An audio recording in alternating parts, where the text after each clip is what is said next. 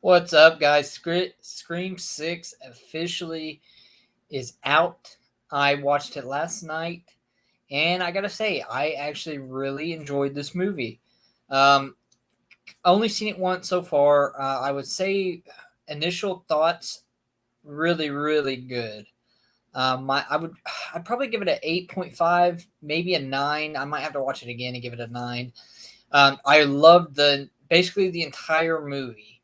Um, all the characters were um, there wasn't really a single bad actor in this movie.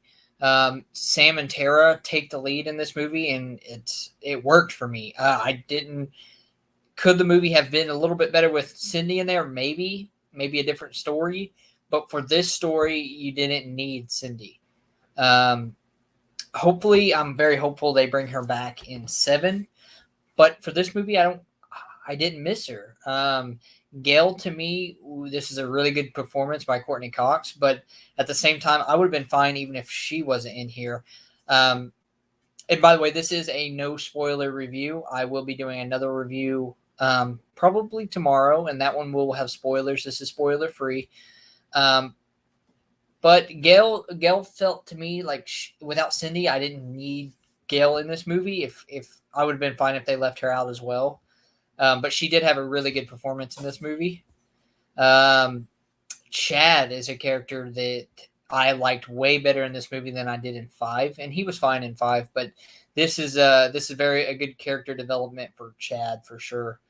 Um, Ghostface definitely was more vicious in this movie. This is probably the goriest.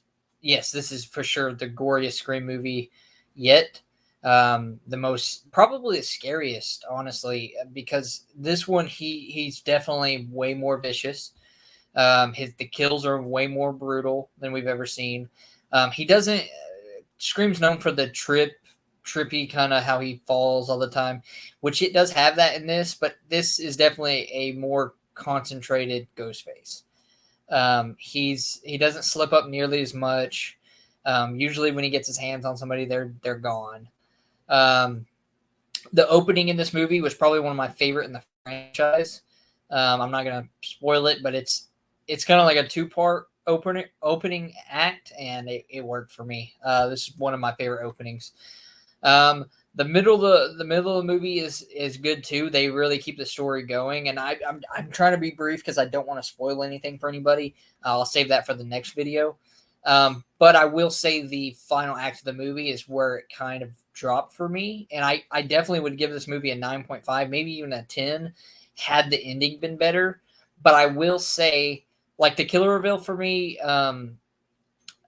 not a huge fan of it. I feel like it's such a Scream ending, like reveal, but I don't know. I maybe it's because I'm team bring Stu back. Which spoiler, I will say that is Stu is not in this movie. Um, which I think we all kind of knew that. Even Matthew Lillard himself said he's not in Scream 6, which they could always say that and then change it. But um, I'm very hope. With that being said, I'm very hopeful he is in Scream 7 because they do mention him quite a bit in this movie. You even get um, a character that's mentioning, well, maybe he's not really dead. And I believe that Kevin Williamson behind it, they can write a script and bring Stu back. And I think with as much as you've mentioned Stu, he has to be in Scream 7. Otherwise, I think you get a lot of disappointed fans.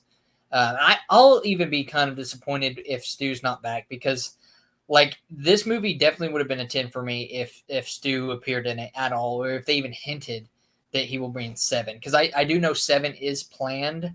No filming or anything like that done, but they do have plans for the 7th movie.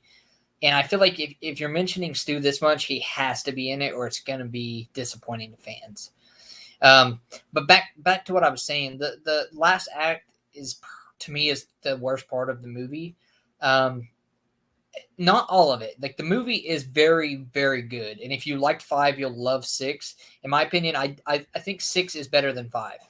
And 6 was a very or 5 was a very good movie. Um, I'm also going to be making a what I'd like to see in Scream 7. But I really, if 7's all they have planned, I just think they have to have Stu in it. They've talked to Stu. They've talked too much about Stu, not to have Stu in it. If they can't get, they need to go ahead and. I'm done talking. Like, Stu has to be in Scream 7. But with that being said, Radio Silence is doing great with the Scream franchise. Like, if I was ranking the Scream franchise, which another positive thing about Scream, I'll say, is they don't really have a bad movie. 3 is probably the worst, but that movie is still watchable, and it's not a horrible movie, but it's not a great movie either. But it's a good movie. But the rest, like, Scream doesn't have a bad movie in its franchise, and they continue it here. And I have faith that 7's going to be just as good, if not better.